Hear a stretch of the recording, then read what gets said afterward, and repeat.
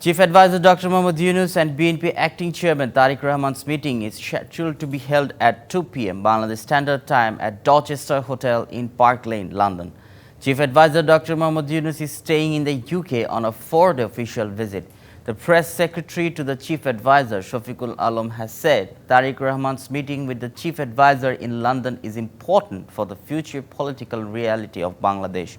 He said this meeting is also important for the country's democratic transformation.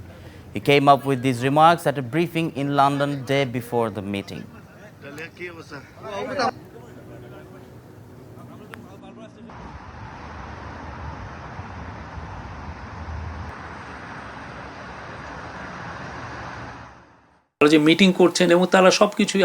During their meeting, all important issues about Bangladesh to be discussed. As you know, one of them is the Chief of Interim Government of Bangladesh, while another one is the Chief of Bangladesh's largest political party. So, definitely, the key issues to be explored during the meeting.